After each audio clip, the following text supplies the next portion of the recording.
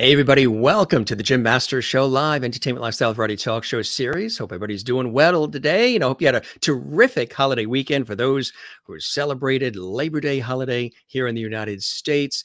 Our audience reaches globally, which is kind of cool. So we broadcast here from the United States. If this is your first time joining us here, we're in the New York area, New York tri-state area, New York, New Jersey, Connecticut, along the southern New England coast between New York and Boston. It was a beautiful day today, though a little bit rainy, but boy, have we needed the rain. We've been in a drought situation here for several weeks, so we welcome the rain. I'm headed to Dallas tomorrow. We're going to be on location in Dallas for a television shoot.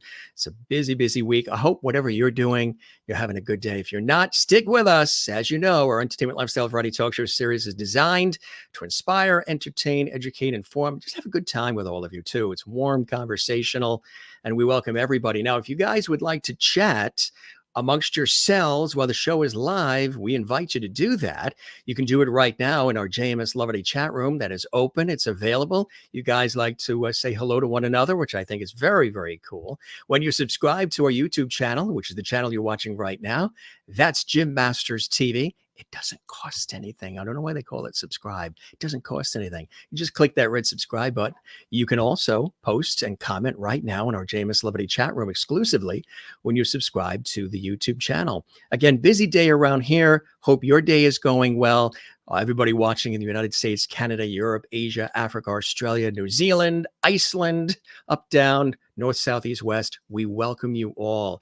We also welcome a very special guest, and we're very excited because she has a brand new book out. Now, you guys know, we've mentioned it a couple of times, that I work in television and radio, stage, and film. Well, we have a broadcast colleague joining us. Yes, and she is Emmy-winning NBC TV reporter and anchor, and author of, and I love this name, this title for the book, More After the Break. We're talking about Jen Maxfield. Jen is an accomplished veteran reporter and anchor, WNBC TV, News 4 in New York, also many years, about 10 years or so, on WABC TV Channel 7 in New York City, Eyewitness News. Emmy Award-winning reporter and news anchor Jen Maxfield has seen just about everything in her more than 2 decades on the air. But here's the question for you, gang. What happens after a story is reported? You ever wonder that? You ever think, okay, you go cover the stories, and I've done news reporting as well. So, you go, you cover the story, but sometimes you can get wrapped up, you can get attached, or you just want to know whatever happened to the people that I covered, whatever happened to the families, to the business, to whatever it is. Well, Jen really took a lot of time to sort of retrace those steps as she discovers or uncovers several stories. And it's really incredible. These are 10 unforgettable stories. What happens after a story is reported once the cameras are turned off? Well, in More After the Break, a reporter returns to 10 unforgettable news stories, which was just published in July of 2022. Jen revisits stories that have been transformative for the subjects and have also changed her life. Sometimes that does happen. Jen introduces readers to people whose hopefulness and perseverance, even when these individuals were and are confronting life's greatest heartbreaks, will inspire. More After the Break shares the stories, both past and present, of people like Paul Esposito, a 24-year-old waiter who lost both legs and nearly lost his life in the horrific 2003 Staten Island ferry crash, or Tamika Tompkins, a young mother who was stabbed 27 times by her abusive ex-boyfriend and ultimately was saved by her toddler daughter, who lay on top of her to stop the bleeding. Chris Clemente, an Ivy League undergrad sentenced to decades in prison under the now defunct Rockefeller drug laws. And the family of Darren Drake, a young man in the prime of his life, killed by a terrorist who plowed down a bike path in Lower Manhattan. That's just a few. Returning to find these people years, even decades after initially telling their stories on the news, gave Jen the opportunity to ask, what happened after the live truck pulled away? What's the rest of the story? Jen is an award-winning reporter, as I mentioned, an anchor, and she joined WNBC TV Channel 4 in New York City where she is now and does extraordinary work. Those of you here in the New York area, I'm sure you've seen her incredible work. She joined NBC New York in 2013. Prior to that, as I mentioned, she was with Eyewitness News for ABC 7 in New York City as a reporter and substitute anchor for 10 years. She started her broadcast career in 2000 in upstate New York, up in Binghamton. Then she moved over to Syracuse and then to New York City in 2002. And literally, she has reported live from thousands of news events over her 22-year career. And she estimates that she has interviewed more than 10,000 people.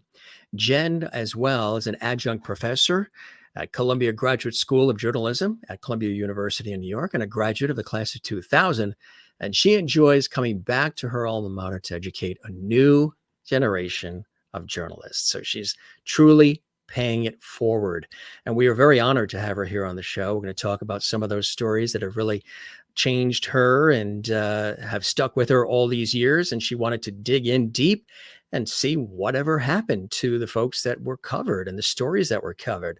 I think it's one of the first times I've actually heard somebody doing that in the way that she did it in her new book. You see it on the screen there. More after the break. You can get it on Amazon and elsewhere. We'll tell you more about that as we chat with Jen, coming to us today live and direct from New Jersey. Jen, welcome to the show. It's a pleasure to have you here on the show. We welcome you. Oh, Jim, thank you so much for having me on and for that beautiful introduction. I really appreciate your interest in the book. The pleasure is all mine. I tell you, when you're covering all these stories, we're talking about thousands of people, 22 plus years. Sometimes, you got to run to the next story. You got to cover the next breaking news event, and you can lose sight of the things that have happened and the people that you've come across. What inspired you initially to say, you know what? I'm still doing my thing. I'm still out there covering the news as it's happening. But I want to take a pause and look back at some of these stories that really were not only unforgettable, but I want to revisit them, return to them, and see whatever happened to the people I initially covered. What was the inspiration for you, Jen? Well, you're absolutely right that the pace of local news is relentless. In the morning, we pitch stories in our newsroom, and sometimes there are things we have to cover, like breaking news, and we go out and we put together the stories. A reporter and the photographer put together stories, and they air on the news that night. So it's not as though we're working on things for days. We start the story in the morning. We do a live shot that evening based on the interviews that we did. And then the next day, we start the cycle anew. But there were people who I had interviewed and who I had met and featured on the news through the years who I continued thinking about weeks, months, years, even decades after their stories aired. And there was just something about some of these stories that I felt could not be encapsulated in a 90-second piece that ran on the news. So whether I was driving through their town in New Jersey or something reminded me of them, I continued to wonder what happened to them. And it was really my own genuine curiosity that fueled the idea for the book. But I think now for the reader, the outcome of writing the book and researching all these people and going back to them is this sense of hope, where all of these people have gone through some adversity and they've really triumphed in the end. Which is incredible. And these stories have also touched and moved you as well, which sometimes, when you go and you head there with the camera crew and the microphone and your pen and notepad, you don't know that that's going to happen, but sometimes that really happens. How do you, and this is a question I always ask really for myself and for our viewers, but really for myself, how do you sometimes detach? This is a question I've asked doctors, nurses, EMT, firefighters, police. How do you do what you got to do day to day and see some of the best of humanity, some of the worst of humanity, and be able to detach, but not become numb and lose the empathy and the feeling? What is the way that you go about it? What is your method? Sure. Well, I don't really think I detach per se. I actually think that being an empathetic person and really trying to connect with people is what makes me a good journalist. And really why I wanted to go into journalism to begin with was because I'm an extrovert. I love talking to people. I enjoy meeting people and learning new things from them. But yes, you're right, though. There isn't that professional obligation as a journalist to get the story out to the public. Because look, if I don't meet my deadline, if I don't leave someone's living room or the breaking news scene in time to put together the script and actually do the live shot, then the community never gets a chance to learn any details about the story. So that internal reporter clock is always ticking. But there are certainly things that I do and practices I've adopted through the years to try to safeguard my own emotional health and allow me to continue doing this work. I mean, look, my emotions on any of these stories pale in comparison, right, to the people who are actually experiencing these life events. But on the other hand, we are adjacent to a lot of chaos and tragedy over the years. And so it may be something as simple as going for a walk around the block after and getting some fresh air after a news interview, or at night when I go home. I have 3 kids of my own. And when I go home, I will plug in my work device, my work phone, and not look at it for a while I'm helping my kids with their homework or making them dinner or driving them to their activities. And I think that's been important for me too, to just, when I'm working, I'm at work. And then when I'm home, I'm really engaged in my home life. And I try to be present in all the things that I'm doing. And so through the years, certainly I've tried to be there for people to the extent that I can be and show them compassion and empathy while also recognizing my professional obligation. So you started out in upstate New York, right up in Binghamton. What was that like, getting your feet wet and digging in deep and sort of honing your craft and fine tuning your skills upstate in Binghamton? And did you bring your skis and sled with you? I did occasionally go skiing at Greek Peak, which Yeah. for anyone who's watching from upstate New York may know that it's a great mountain that's actually closer to Syracuse that we would occasionally go on. But yeah, it's See, the news never breaks. They're calling you now. I know. Sorry about that. No, that's great. So I definitely was very engaged in the community when I was living up there. And I did go skiing. But I'll tell you, one of the things that I think is important to note about getting that first job in Binghamton, which is market number 154. The markets are ranked by Nielsen in order of the people, the community you serve and how large it is. New York's number 1, Binghamton's number 154. And I was a graduate of the Columbia School of Journalism in May of 2000. And I had sent out all these VHS tapes, 65 of them, to news directors at stations around the country where I was desperately hoping to get hired for my first on-air job. And I just think this is a great time to point out that I got zero calls or emails back. Nobody was interested. My VHS tape, my resume reel did not make an impression on anybody.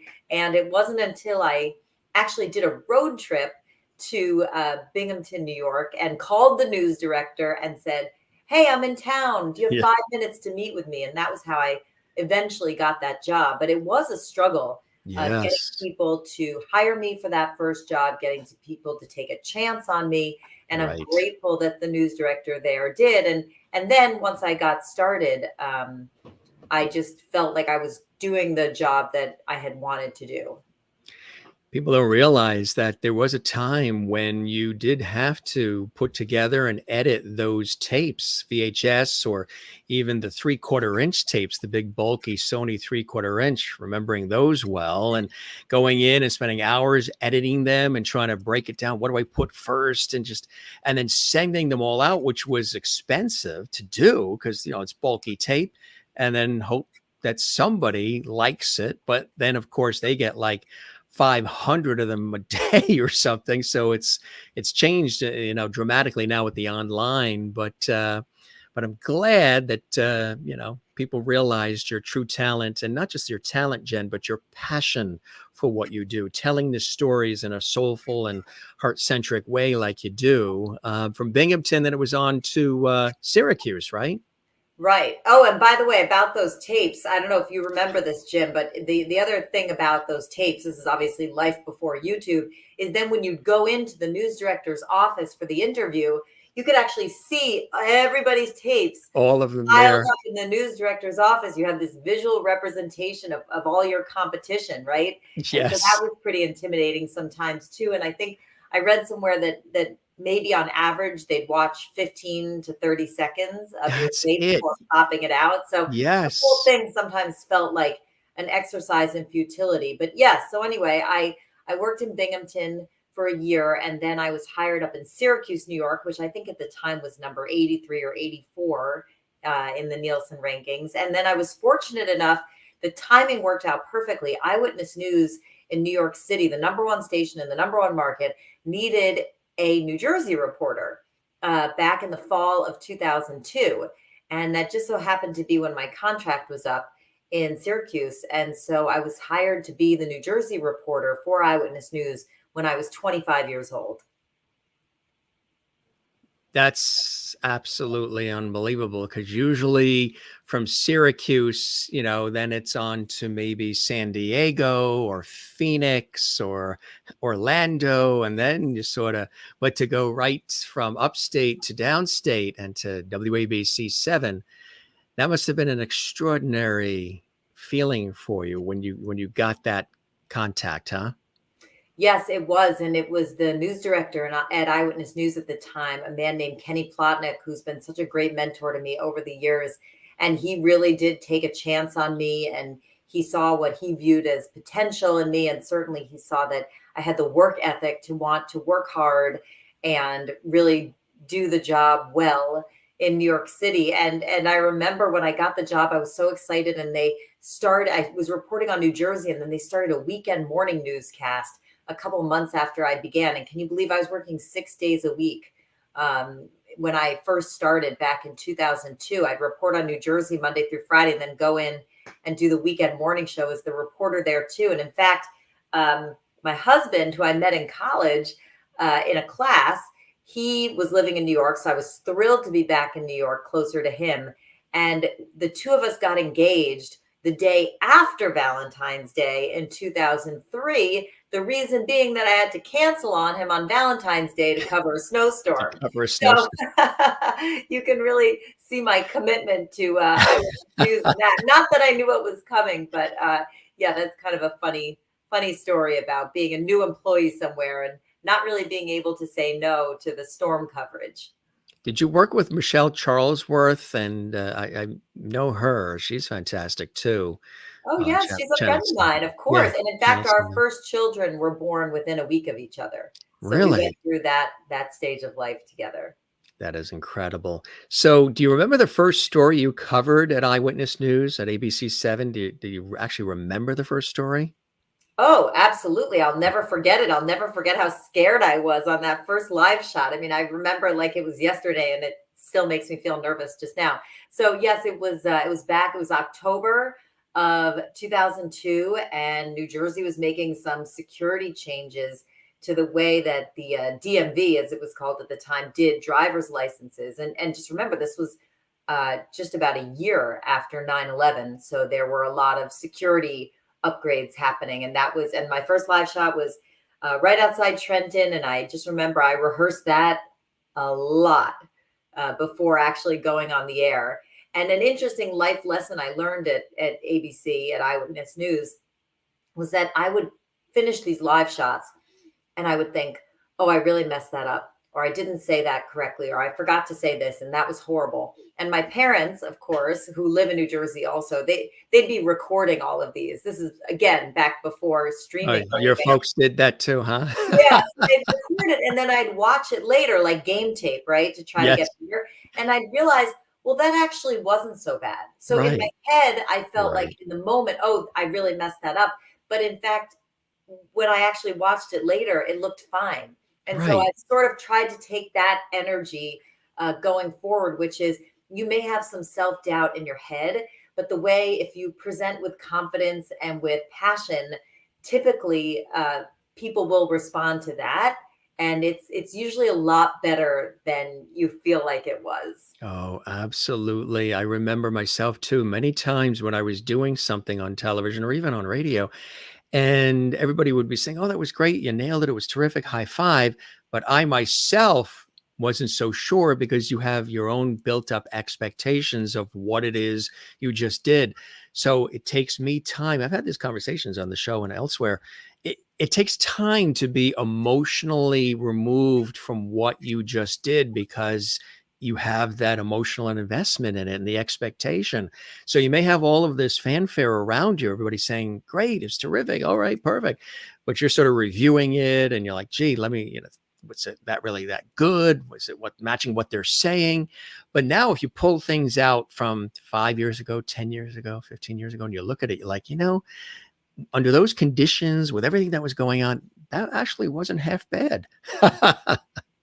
But it takes time for that sometimes to sink in, even if others are saying it's great work. It just takes time because you're striving for you have an expectation and you're striving for excellence, which you have done for such a long time.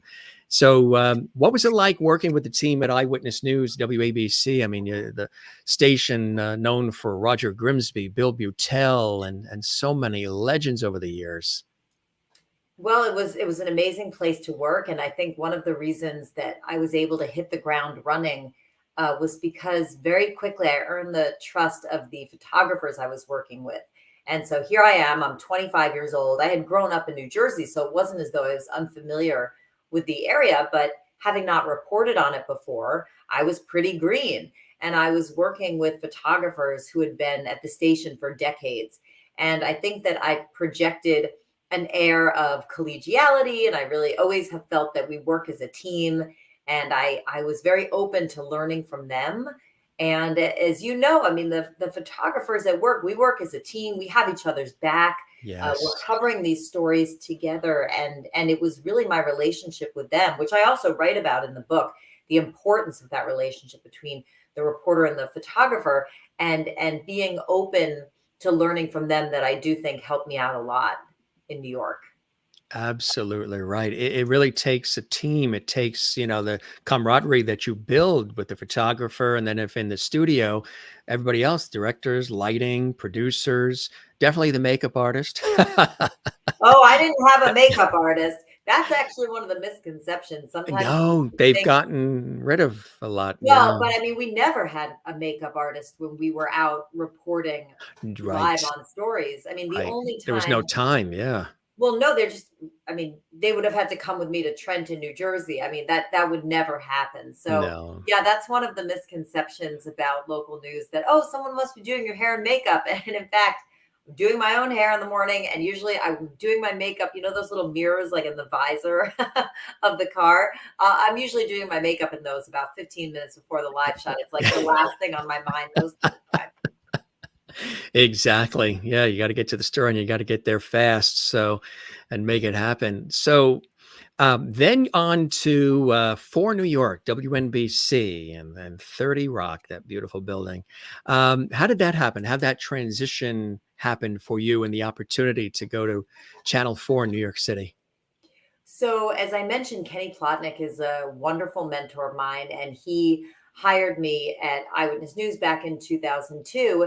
And then by 2012, there were some scheduling changes at Eyewitness News, and I really wanted to continue working part time because I have three children. At the time, I had three children under age 6, so I felt that it was important for me to continue working part time. And that worked much better for me in the arrangement that was offered at NBC in New York. And I've been there for more than 9 years. And there's been so much opportunity for me to not only continue doing this reporting, but also to spend some time on the anchor desk. I fill in on all of the shows at NBC. And then once I started at NBC, the opportunity also came available in 2016 to start teaching. And so I'm an adjunct professor now at Columbia Journalism School. And it's been so rewarding to work with students. I teach broadcast journalism. I teach video one and on-air skills.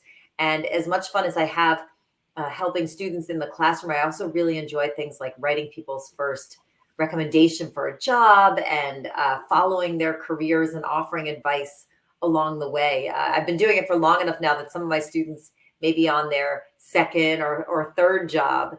And so it's just wonderful to see that progress, and to hope that I played some small role in it.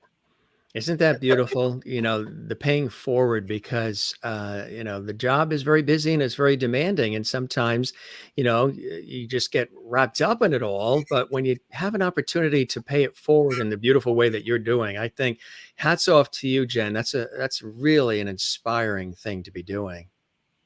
It's wonderful. I actually just did a book event a couple weeks back in Miami, and the person who was running the event and moderating the Q&A is one of my former students, a young woman named Caroline Coles. And look, she was actually an intern at NBC New York. She was a student at Columbia Journalism School. And here she is just a few years later, and she's the morning anchor in West Palm Beach, Florida, and her career is flourishing. And Wow. I just so enjoy it when my students become my colleagues and my Yes. friends, and it's really wonderful. Isn't that extraordinary?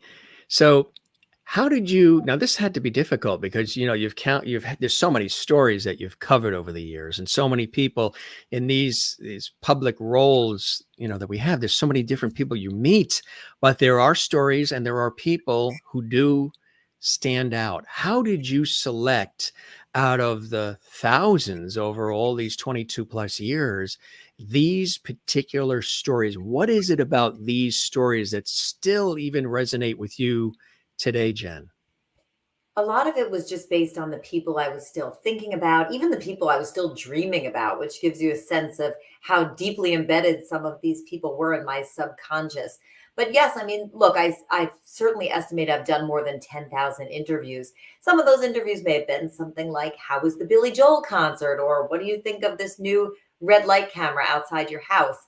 But there was something about the 10 people and the 10 families who I feature in this book that really stuck with me. And in some cases, I had kept in touch with some of them through social media.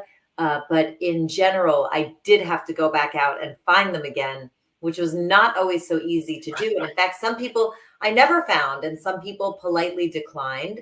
But the other thing I would note is going back out and approaching people and asking them to trust me for a second time with their stories was not Mm. easy. And in some cases, I wasn't sure, did I owe these people an apology? Did they regret putting their story out to the public?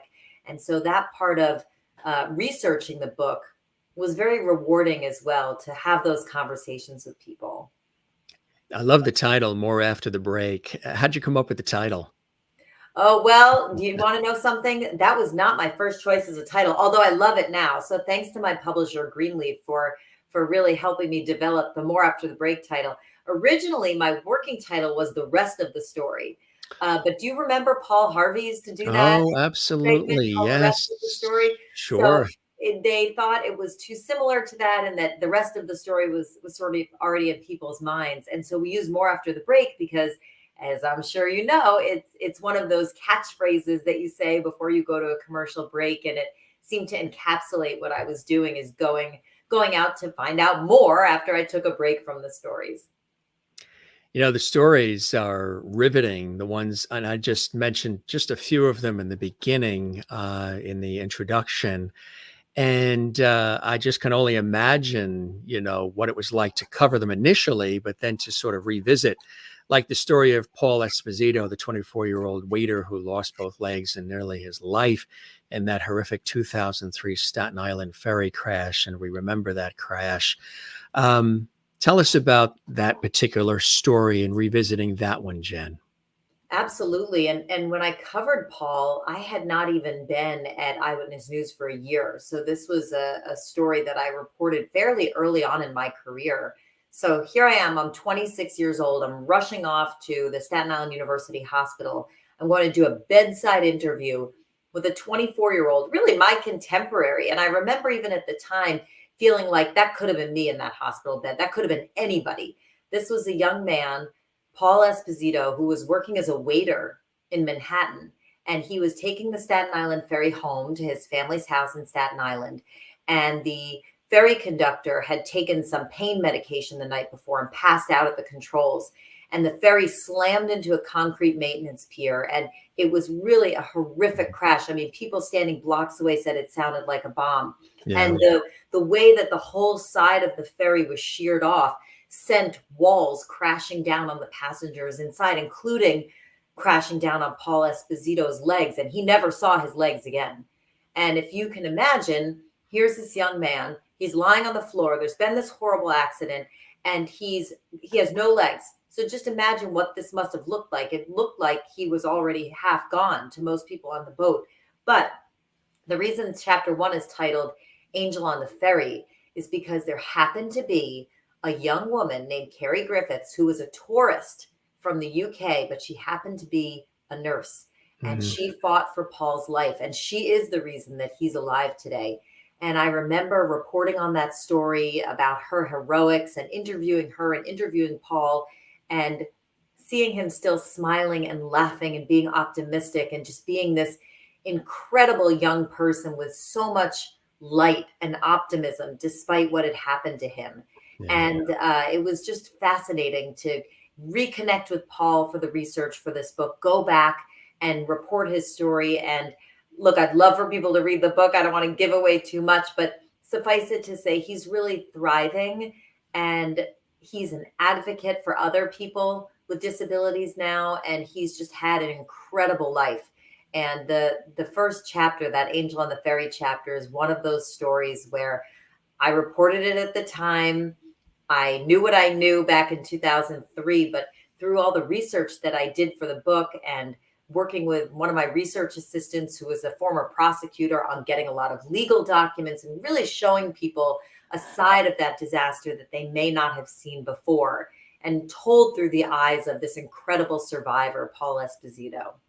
That's incredible. That is absolutely amazing. You know, another is the Ellis and Middleton families. They lost everything in Hurricane Katrina, which was a horrific, catastrophic weather event. And the Borelli family, destitute after the incredible superstorm Hurricane Sandy that came through, along with the Good Samaritans who helped them in their worst moments. Tell us about that. And isn't that what it's all about? I mean, there's a great remember Mr. Rogers' Neighborhood? Oh, yeah. Show, and there's this wonderful quote of his where he talks about when he was young and he would see events on the news and he would feel scared and his mother would tell him to look for the helpers. And the helpers really are a thread that runs through the book. And you'll see in all these chapters, look, I don't interview celebrities, right? The people I interview on the news are there because they've experienced something that they did not anticipate and that they did not ask for. They're thrust into the spotlight. But in almost every case, there are people who rush in to help. And so you have the feeling of dread in some cases because of what people have experienced. But then you also have the optimism of knowing that people are around to help them out.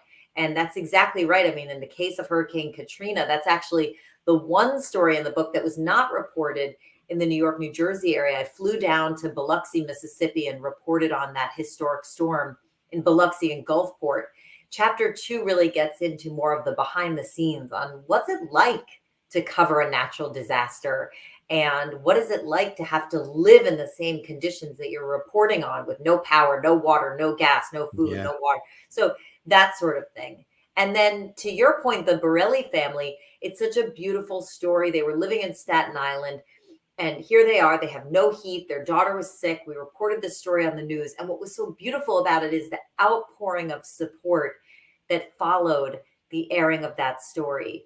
And people really, whether it was donating money, the one person we profiled owned an HVAC company and drove a boiler out to their house in Staten Island and offered to give it to them and install it for free. I mean, it's amazing the way that people reach out and help each other. And that's one of the reasons also that I hope that when people read the book, that they do feel that sense of hope and optimism, because bad things are going to happen. That's just the way life is. But it's really all the good people who come out to help that this book is a love letter to, really. Absolutely. I think another is, was it Zaina, the high achieving fifth grader who survived every parent's nightmare when her school bus crashed during a field trip and who is now starting high school. How beautiful is that? She's an amazing kid. And that's a great example of the benefit of the hindsight and looking back on some of these stories. When I interviewed Zaina for the first time, she was still recovering from her injuries. She was 10 years old. Here she is. She's starting her sophomore year and she's 15 now. And this child who endured something so traumatic in that school bus crash, within a year of that crash, she spoke before Congress.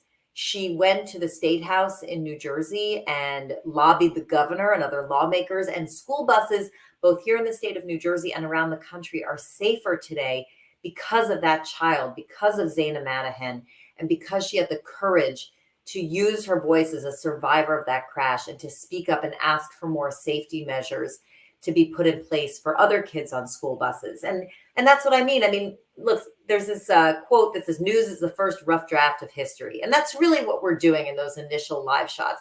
We're giving you the information, we're giving you an accurate story, but we don't necessarily have the context. And going back to these stories in my book really does give you a bigger picture on what happens after the live trucks pull away, after the names fade from the headlines. And it's incredible what people are capable of doing and the substantive changes that come about as a result of some of these situations. And frankly, as a result of some of these things being featured on the news.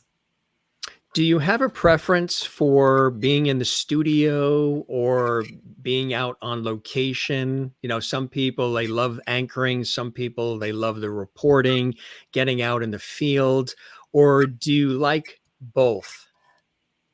I really enjoy both, and I think that one makes the other better. So I think I'm a better anchor because I've had so much live on the scene reporting experience and all of the impromptu Even with situations. dinosaurs. Oh yes, yes, I went back in time to do that story. That's a cool. But yeah, so obviously doing live coverage, you really do learn to kind of roll with it Yeah. and think on your feet. On the other hand, being in the studio and really having that broader picture of the whole Yeah. news scene, doing those live interviews, and frankly, also being in the studio and doing shows for several hours, you do get more name recognition. And when I go back out to do stories and I'm reporting, there's a greater familiarity now. People know who I am more. And that does, in my estimation, it's made it easier for me to get interviews because people do know who I am when I knock on their door. Exactly right. Exactly. Which again, it is all about the name recognition and the trust and the believability. And you know, you've been doing this for so long. What are some of the things that you enjoy most about the job? Because again, you know, it seems like the last couple of years have been really wacky, but it just gets, you know, you think you've seen everything yesterday and then the sun rises and it's a whole new day of very interesting things that happen in our world. What are some of the things that stand out for you, Jen? Why you keep doing this, why you chase the story, why you want to tell the story? What is it about the work itself that really settles with you inside? So you may have guessed already that I'm a bit of an extrovert. I've always been someone who enjoyed meeting new people and going to new places. I'm not uncomfortable being in a room where I don't know anybody. I'm happy to just walk up to anybody and introduce myself.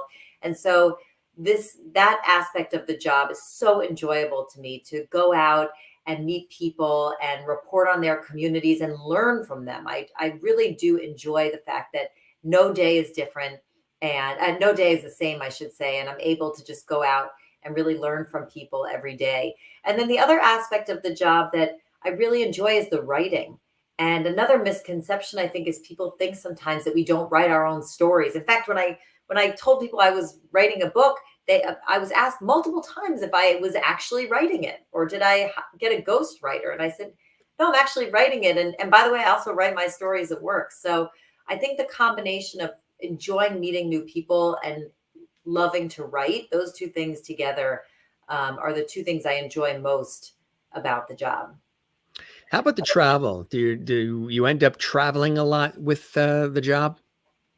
I travel locally, but I'm not the type of reporter who has a go bag, so to speak, which is what a lot of the national reporters have. They might have a suitcase packed so they could just leave at a moment's notice. I mentioned I do have 3 young kids. They're all still home and in school, and it just doesn't work for me and my family at this stage of life to be doing that kind of reporting when I'd have the unplanned travel happening. And to tell you the truth, I so enjoy reporting on the community where I grew up and the community where I still live. I'm very engaged in the New York, New Jersey area, and I've earned the trust over a long time from the viewers. And so I do enjoy working for the local stations. And I should also mention one of my favorite things, speaking of the viewers, is that trust and rapport that I've developed over the years with the people who have been watching me. I mean, there's nothing better than doing a live shot in the snow and you're on like hour 5 or 6 of blizzard coverage and it's so cold, and a viewer comes up and brings you hot coffee or Yes. asks you if you need a restroom and do you want to come inside, and it's just, people are so kind, and that part of it really warms my heart too, knowing that I've developed that relationship and rapport with people over the years. Which is fantastic.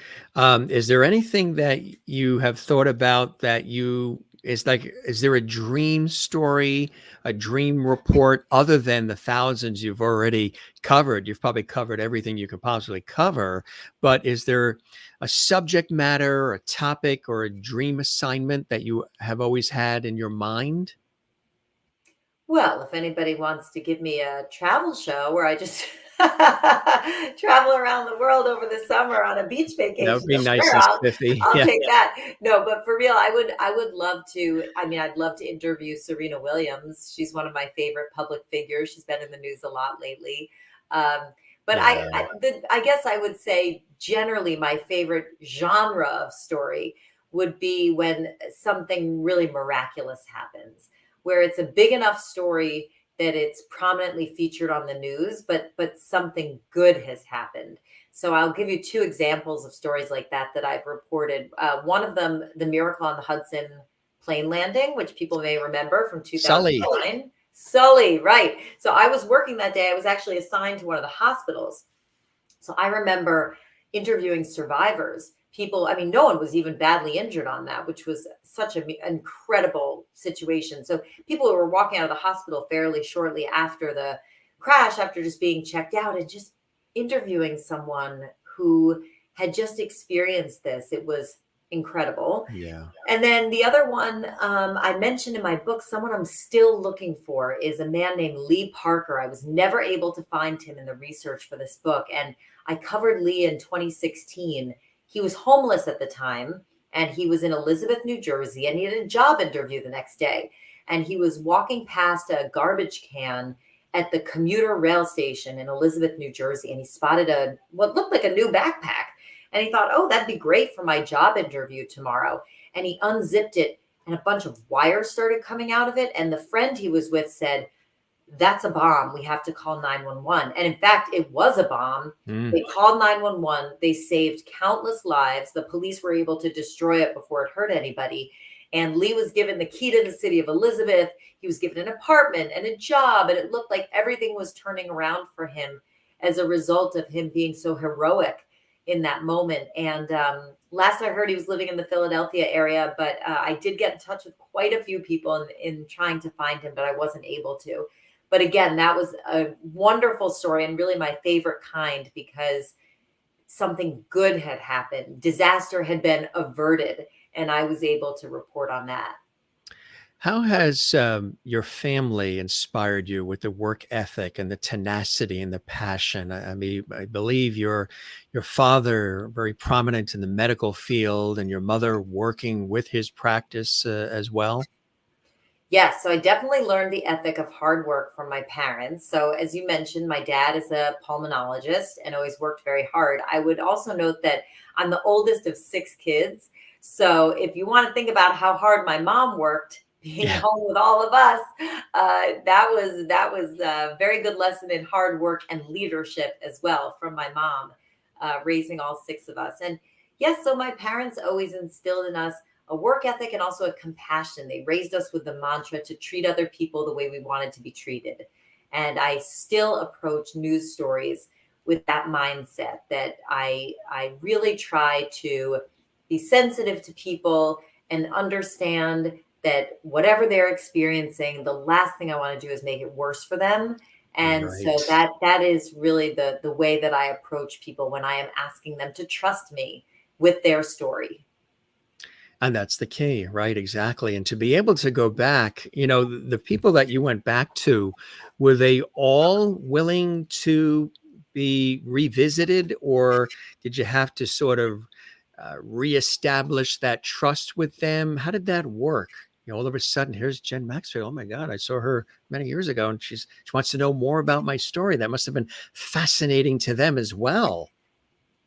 Yes, some people I had kept in touch with, Yeah. maybe just lightly through social media. Other people, to your point, I really was approaching for the first time in a long time.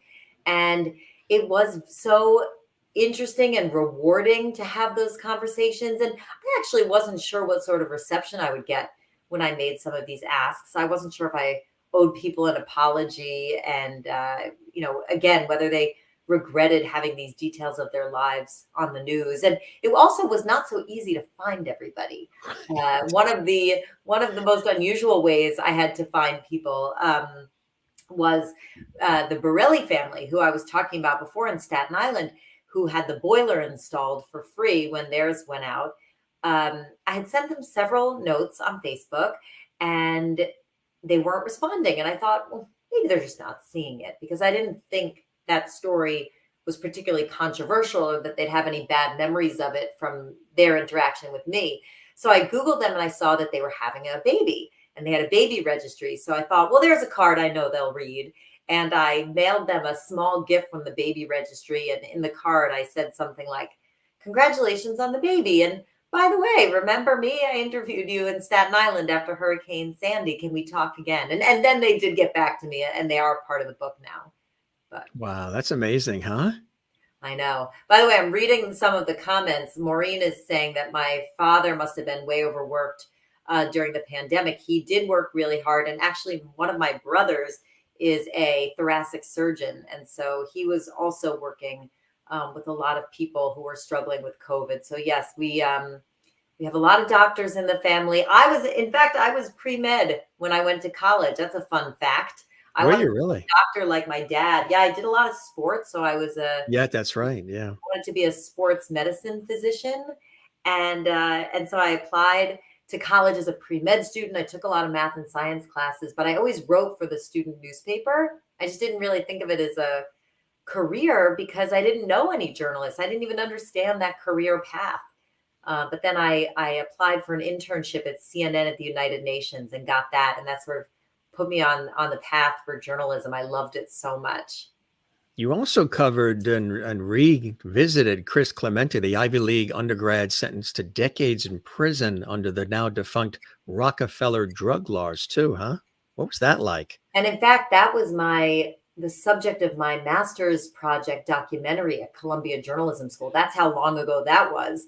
I started reporting that story in 1999, and Chris and another man, Terrence Stevens, were both people who had been sentenced, first-time nonviolent drug offenders, had been sentenced to more than a decade in prison each. And it was a story that we worked on for 6 months. The documentary was called 15 to Life. And about 9 years after that, the Rockefeller drug laws were overturned. And I'm so happy to say that Chris, despite being sentenced to 16 years to life, and obviously he didn't go to Penn anymore. He was a student at Wharton. He was actually a finance student, incredibly smart guy. And since being released from prison, he has thrived and flourished and now owns his own accounting firm and helps people with their taxes. So Wow. that's a wonderful example of someone who, again, has been through some really tough times and has emerged on the other side of it stronger for it. You've been pretty busy, I know, working in with balancing family, balancing the job, teaching. How do you find that balance? The teaching, getting out there, covering the stories, and of course, having a family and raising a family and home and hearth.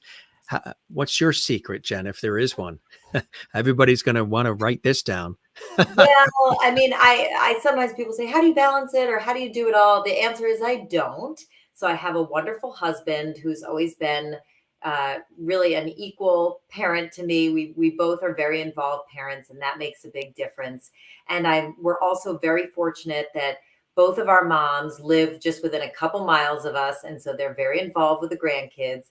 And look, I mean, we're in a lot of carpools, and sometimes I'm late to pick up my kids from car line, and they have to know that that's just the way it is. And sometimes I'm working the morning show, and I might fall asleep while I'm reading them a bedtime story. And by the way, I'm never home to play with them on snow days because I'm always out covering the storm.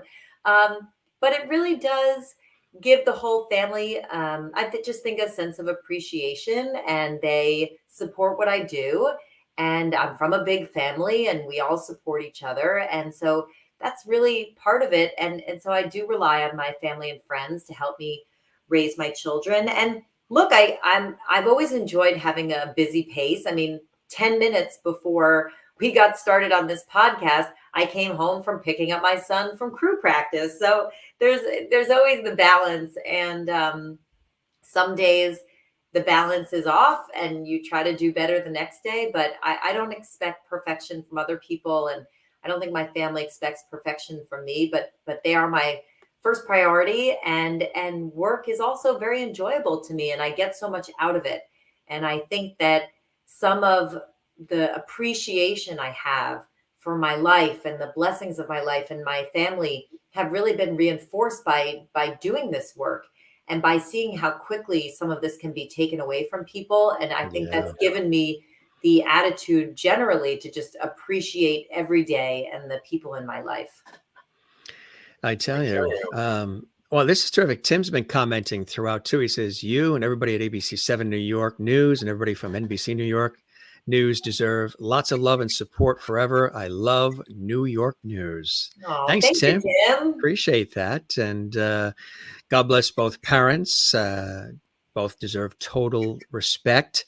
Amazing stories. Austin Field, another great show. Subscribe for excellent content. Thank you, Austin. I appreciate that as well. You've been also doing the book signing circuit too, as well. Tell us about that. How do you like doing that, meeting everybody, signing the books and going around? That's cool too. Oh, I love it because for all these years, it's been a one-sided conversation, right? Me talking to you on the news. It's really amazing to have people answering me and asking questions and really so engaged about the news process in general. Everyone's consuming news in one form or another, right? Whether it's on TV or through their Twitter feed. And I think that people are genuinely curious about, how do we put these stories together? Why do people say yes to us in these interviews?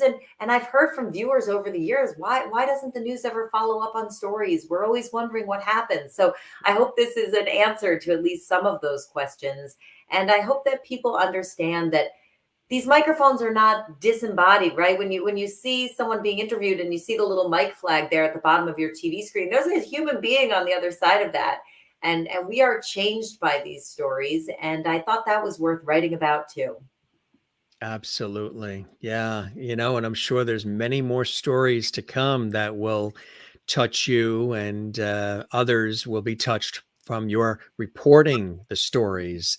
I'm sure you get a lot of feedback from people in reference to that when you see them on the street or in the supermarket, or if they write in.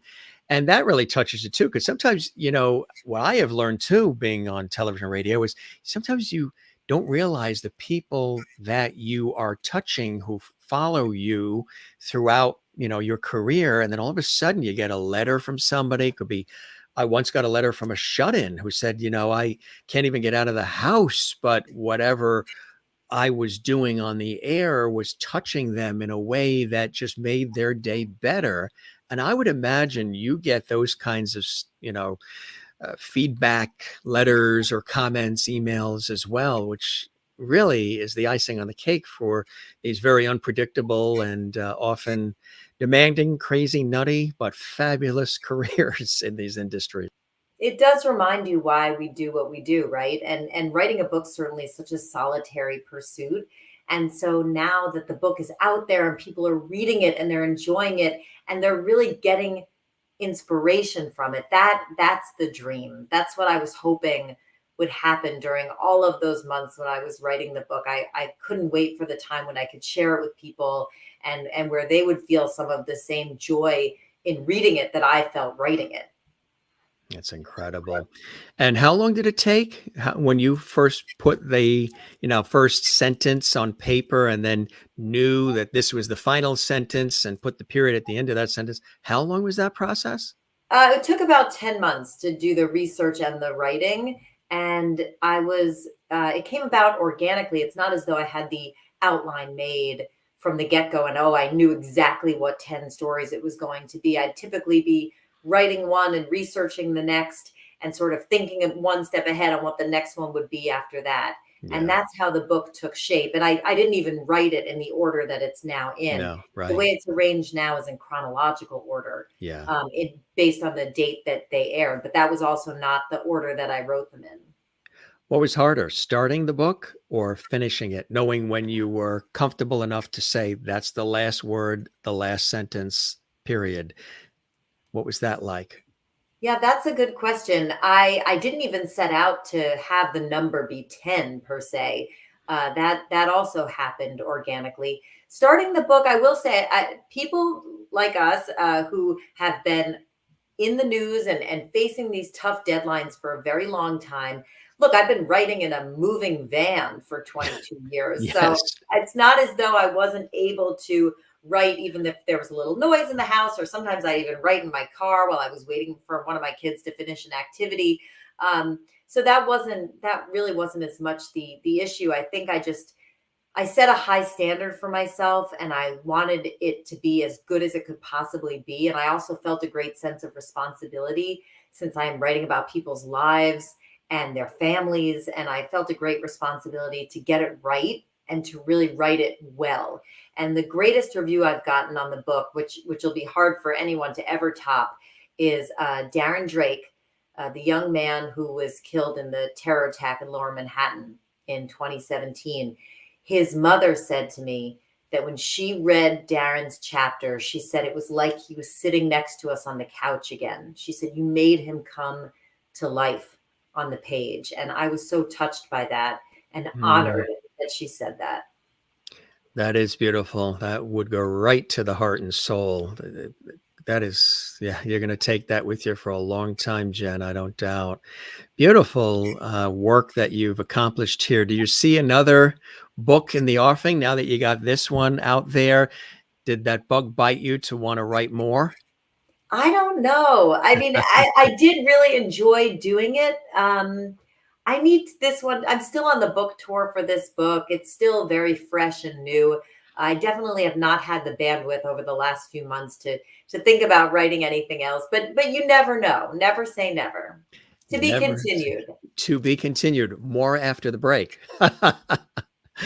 You're the best, Jen. Congratulations on everything. Really, your brilliant career in television, which continues on NBC4, writing the book, all the lives you've touched, and it really was absolutely spectacular. Somebody that pops in towards the latter part of the show wanted to say hello. Mr. George Burns is with us. My aunt collected dolls and real collectible dolls, and this got passed down through the family. And he popped on and said, you knocked it out of the park. He was inspired, and he wishes you nothing but continued blessings and joys in your life. He's amazingly well preserved. Isn't he? I tell you, the stories he could tell. Yes. Jen, thank you very much. The book available at Amazon and everywhere. Yes, it's here. I happen to have a copy right here on my desk. More after the break. The best way to get it really is to check out my website, which is jenmaxfield.com. And I have a bunch of links to how you can buy it. And I would also note that in addition to the hardcover copies, there's also an ebook available if you're into that. And I recorded my own audiobook. That is cool. You did the audiobook as well? Yes, I did my own audiobook. It's 7 hours and 45 minutes, a Yeah. little bit of a different skill set than anchoring the news, but I recorded it over a period of 4 days. And I think generally people who listen to audiobooks do enjoy when the author reads it. I mean, it was Yes. written in my voice, right? Yeah. So Yes. now I'm reading it in my voice. That is the best. Just want to show you some comments from our Jim Masters Show Live viewers from around the world, our lovely viewers. Jen, thank you so much for being with us this evening. I pray that you remain safe as you continue to be a star reporter. You are incredible. Thank you very Thank you, much. Maureen. Kathleen, who has been mentioning, actually, she's always enjoyed your work on ABC 7 and on NBC 4. She lives in New York City. Thanks for being here, Jen. Enjoy your work, and your book sounds awesome. So, gang, you know where to get the book now. Go to her website. We'll mention it again, too, before we wrap the show. Thank you, Kathleen. Glad you made it. This show has been gripping right from the start. We thank everybody for all these wonderful comments. It's really been fantastic. Linda says this has been... this is a huge plus when you have support from your family. God bless you, Jen. Yes, that is very true. Thank you, Jen, for coming on Jim's show. I've been enjoying listening to your career and stories. Hope you do come back. Yes, Thank you, Linda. We'll definitely keep the porch light on for you. And Alessandra says, thanks for the great show. You're very welcome. You, and everybody, we appreciate it. Mary Bishop says she's in Florida. Thanks, Jen. Wonderful conversation. Thanks, Mary. Jen Maxfield, thank you very much for stopping by the Jim Masters Show. We really appreciate it. Kudos to you on a job well done, continued success and blessings and joys in your life. Spread the word about our show, and you're welcome back anytime. And I hope the show met whatever expectations you had, and you enjoyed the time with me as much as I absolutely have with you, Jen. Oh, Jim, thank you so much for your interest in the project and for taking the time. And thanks to everyone else for watching and listening. Have a great night. You too. You take care. Thank you. Much success, and we'll see you on Channel 4. All right. Thank you. Take Good care. night. All right. Jen Maxfield coming to us live from New Jersey, WNBC 4 New York, reporter and anchor. Before that, Eyewitness News on WABC Channel 7 in New York City, and now author of this incredible book. Again, you can go to her website, jenmaxfield.com, and you can see the spelling of the name, Jen Maxfield, right there on the bottom of your screen. Just add .com, and also Amazon and everywhere else. She came to us live and direct from New Jersey, and it was a real pleasure. Gang, thanks for all the great comments and all the enthusiasm. And like we always talk about here on the Jim Masters Show Live, this is an entertainment, lifestyle, variety talk show series. Every episode, something unique, special, different, whether we have Broadway stars here, Hollywood veterans, singers, actors, comedians, inspirational people, folks who are in culinary arts and sports and comedy, whatever it may be. It's always something fresh and original here on the Jim Masters Show. And we thoroughly love it. Great conversation. And she's amazing at what she does. She loves doing it. And she's a master at it. Check her out for those in the New York area on News 4, NBC 4, WNBC, Channel 4 in New York City. I'll show you the book again as well. Jen Maxfield, our very special guest today here on the show. Here is the book. More after the break.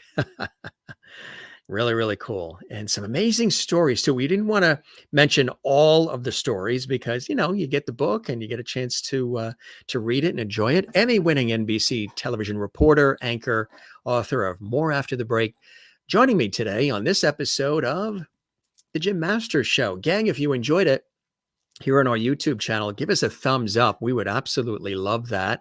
That helps us expand our viewership as well. Give us a thumbs up and do take a moment. We really appreciate those who do to leave a comment on our YouTube channel as well. And also while you're at it, don't forget to subscribe to the YouTube channel, which is Jim Masters TV.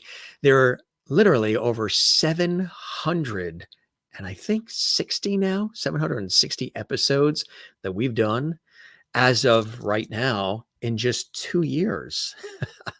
That's a lot of talking. That's a lot of levity. That's a lot of great conversations and entertainment and everything else we do here on our entertainment, lifestyle, variety talk show series, where we're bringing back the lost art of conversation, done like a television series like Dick Cavett and Carson and some of the originals, but with a modern twist and a modern vibe of today. And I absolutely love doing this. And George Burns always pops in and says hello as well. So this was cool. You learned something. Now you realize the passion that Jen has always had for what she does.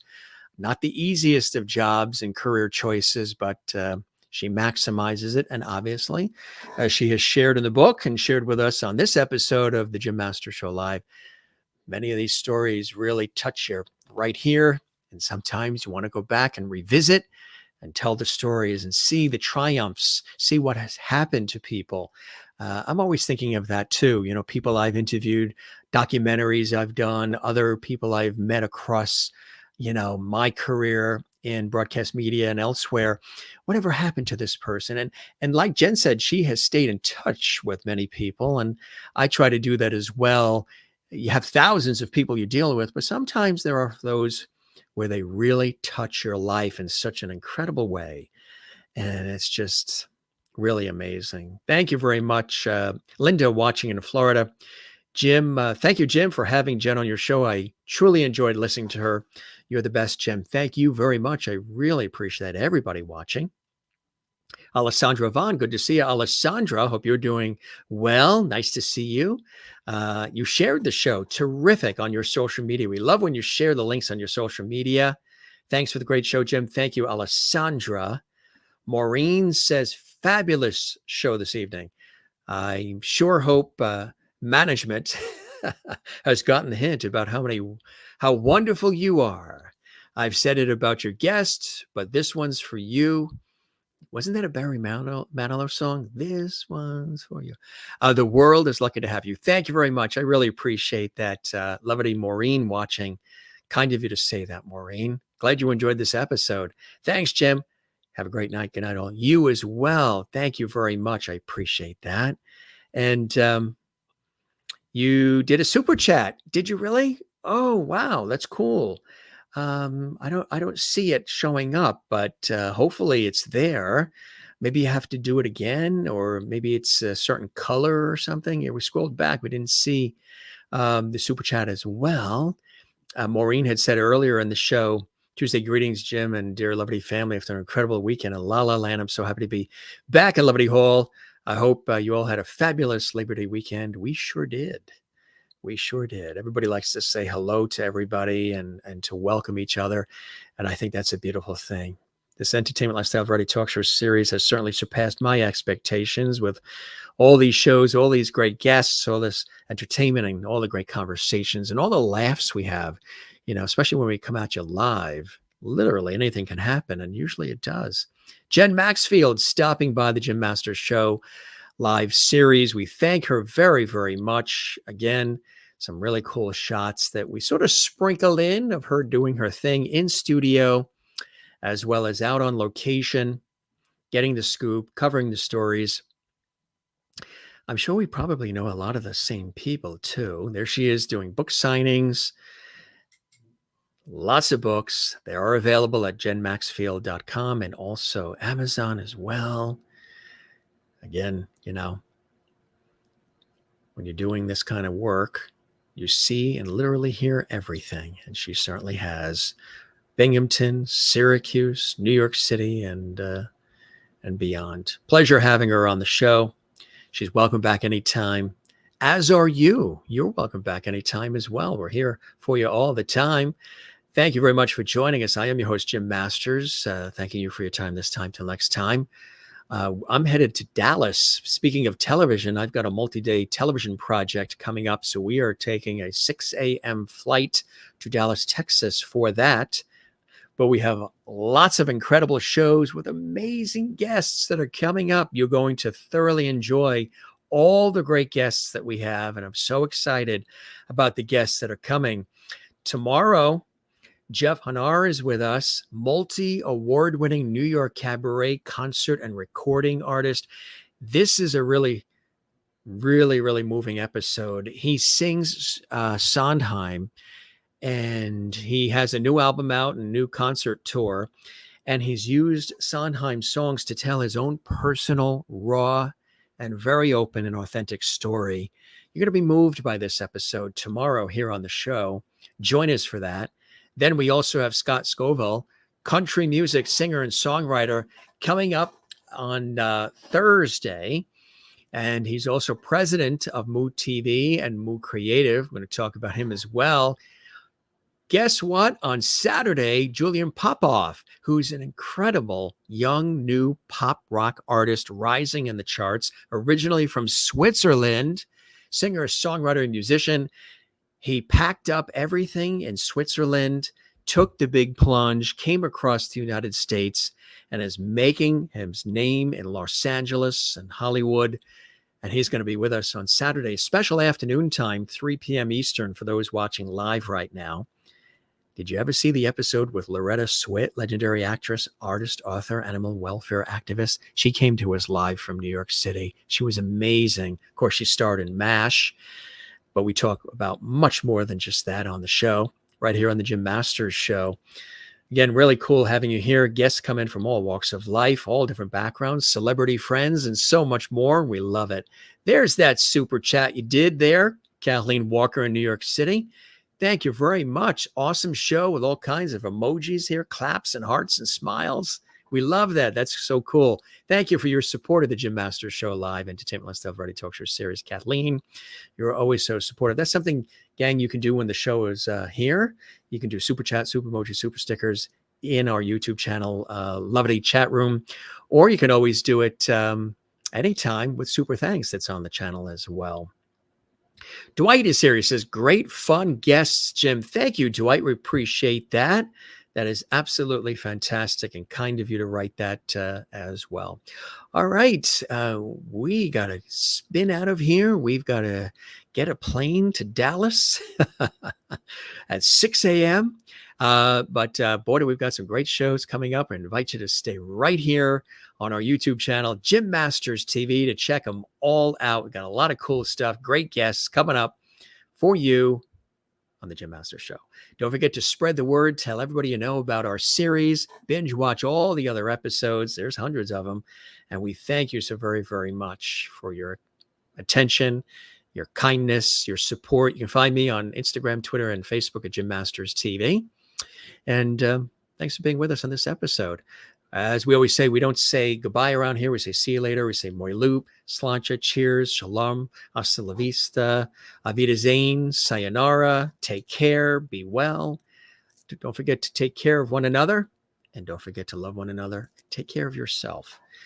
Be sure and take care of yourself. I know you're probably running around busy all the time as well, so take care of yourself. Can't wait to see what food you'll be eating on your trip. I know. Wonder if there's going to be some barbecue involved since we'll be in Texas. I don't doubt it. Thank you, Sherry. Congratulations on your new job as well, Sherry. I know exciting news for you. And have a blast. Sherry Larson watching us from Kansas. All right, gang. Thanks for being with us. We thank Jen Maxwell from NBC4 in New York joining us. And we thank all of you. You have a terrific rest of your day. Now, if you're watching live, another great episode comes up tomorrow. If you're watching this Memorex, meaning archived and recorded, stay right here. Another episode comes up for you on our YouTube channel, Jim Masters TV, on the Jim Masters Show. We'll see you again soon. Love you all. Take care and be well. Cheers.